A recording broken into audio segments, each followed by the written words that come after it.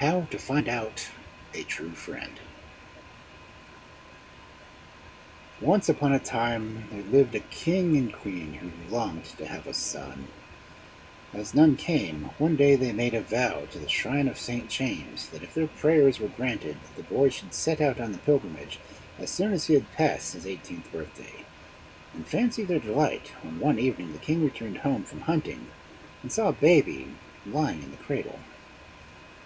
All the people came crowding around to peep at it, and declared it was the most beautiful baby that was ever seen. Of course, that is what they always say, but this time it happened to be true. And every day the boy grew bigger and stronger until he was 12 years old, when the king died, and he was left alone to take care of his mother. In this way, 6 years passed by, and his 18th birthday drew near. When she thought, when she thought of this, the queen's heart sank within her. For he was the light of her eyes, and how was she to send him forth on unknown dangers that beset a pilgrim? So one day she grew more and more sorrowful, and when she was alone, wept bitterly. Now the queen imagined that no one but herself knew how sad she was, but one morning her son said to her, "Mother, why do you cry the whole day long?" Nothing, nothing, my son. There's only one thing in the world that troubles me. "What is that one thing?" he asked.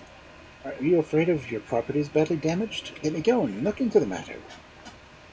This pleased the queen, and he rode off to the plain country where his mother owned great estates.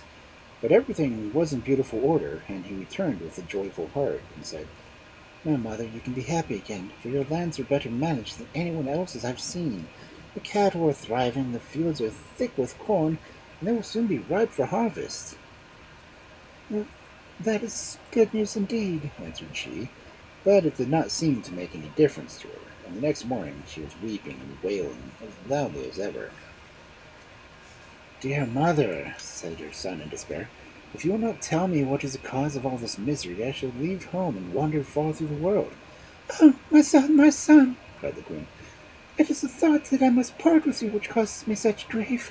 For before you were born we vowed a vow to St. James that when your 18th birthday is passed, you should make a pilgrimage to his shrine. And very soon you will be 18, and I shall lose you. And for a whole year my eyes will never be gladdened by the sight of you, for the shrine is far away." "Will it take no longer than that to reach it?" he said. "Oh, don't be so wretched. It is only dead people who never return. As long as I am alive, you may be sure I will come back to you."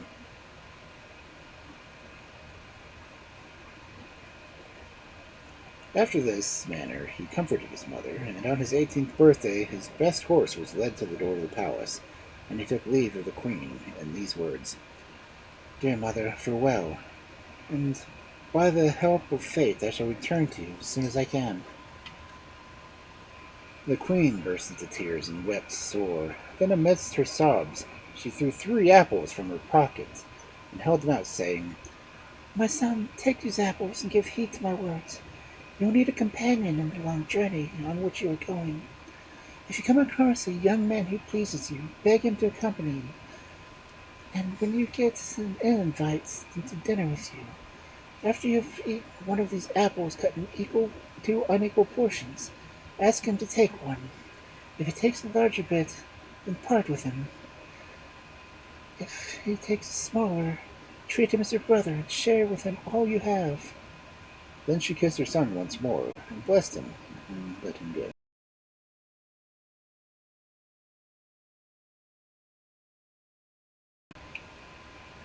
The young man rode a long way without meeting a single creature, but at last he saw a youth in the distance, about the same age as himself, and he spurred his horse till he came up with a stranger, who stopped and asked, "Where are you going, fine fellow?"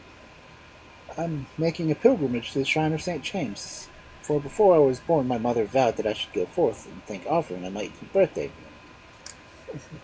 "That's in my case too," said the stranger, "and we must both travel in the same direction. Let us bear each other company." The young man agreed to this proposal, and he took care not to get on terms of familiarity with the newcomer until he had tried him with the apple. By and by they reached an inn. At the sight of this, the king's son said, "I'm very hungry. Let us enter and order something to eat." The other consented, and they were soon sitting before a good dinner. When they had finished, the king's son drew an apple from his pocket, and cut it into a big half and little half, and offered both to the stranger, who took the biggest bit. "You're no friend of mine," thought the king's son, and in order to part company with him, he pretended to be ill and declared himself unable to proceed on his journey. "Well, I can't wait for you," thought the other. "I'm in haste to push on, so farewell." "Farewell," said the king's son, glad in his heart to be rid of him so easily. The king's son remained in the inn for some time, as to let the young man have a good start. Then he ordered his horse and rode after him, but he was very sociable, and the way seemed long and dull by himself. "Oh, if I could only meet a true friend," he thought, "so that I would have someone to speak to. I hate being alone." Soon after, he came up with a young man, who stopped and asked him, "Where are you going, my fine fellow?"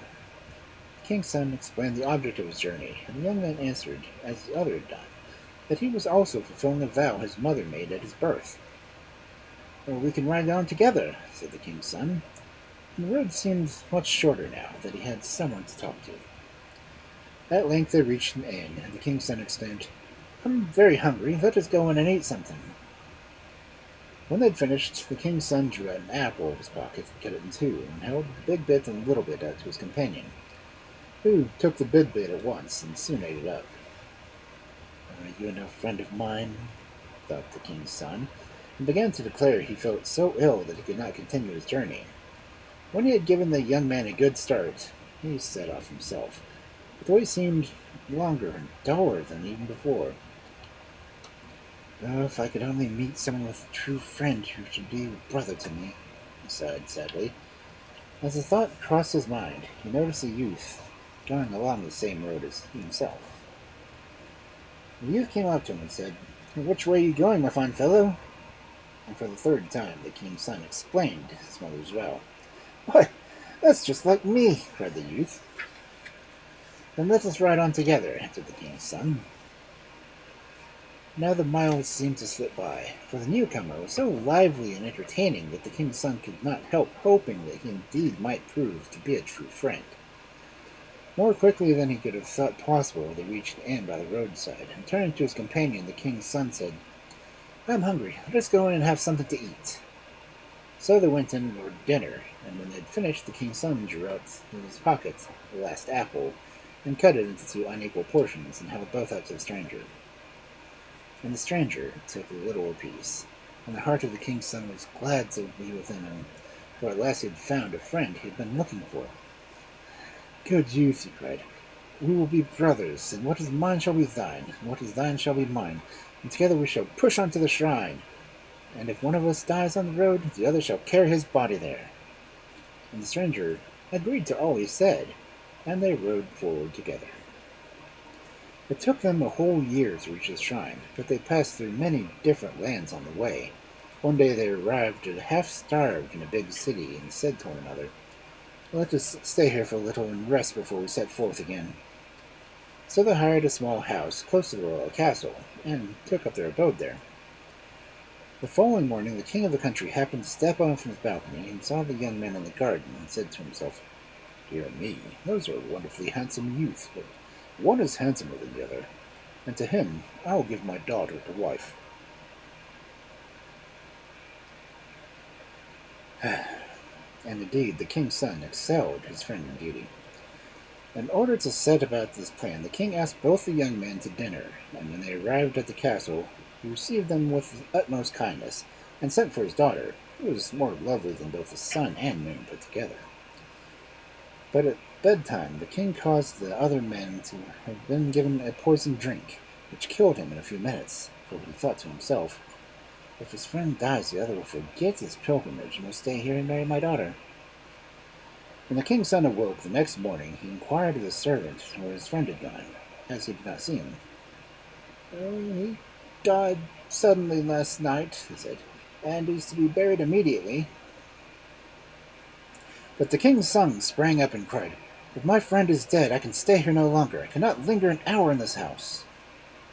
"Oh, give up your journey and remain here," replied the king, "and you shall have my daughter for your wife." "No," answered the king's son, I cannot stay, but I pray you grant my request, and give me a good horse. Let me go in peace, and when I have fulfilled my vow, then I will return and marry your daughter." So the king, seeing no words to move him, ordered the horse to be brought around, and the king's son mounted it, and took his dead friend before him in the saddle, and they rode away. Now, the young man was not really dead, but only in a deep sleep. When the king's son reached the shrine of St. James, he got down from his horse and took his friend in his arms as if he had been a child, and laid him before the altar. "St. James," he said, "I have fulfilled my vow my parents have made me. I have come myself to your shrine and have brought my friend. I place him in your hands. Restore him to life, I pray, for though he might be dead, he has fulfilled his vow also." And behold, while he yet prayed, his friend got up and stood before him as well as ever. Both of the young men gave thanks and set their faces towards him. When they arrived at the town where the king dwelt, they entered the small house over the castle. The news of their coming spread very soon, and the king rejoiced that the handsome young prince had come back again, and commanded great feasts to be prepared, for in a few days his daughter should marry the king's son. The young man could imagine no greater happiness, and when the marriage was over, they spent some months at the court merrymaking. At length the king's son said, "My mother awaits me at home, full of care and anxiety. Here I must remain no longer, and tomorrow will take my wife and my friend and start for home." And the king was content that he should do so, and gave orders to prepare for their journey. Now in his heart, the king cherished a deadly hate towards a poor young man whom he had tried to kill, but who had returned to him living, and in order to hurt him send a message from some distant spot. "See that you are quick," he said, "for your friend will await your return before he starts." The youth put spurs to his horse and departed, bidding the prince farewell, so that the king's message might be delivered all the sooner.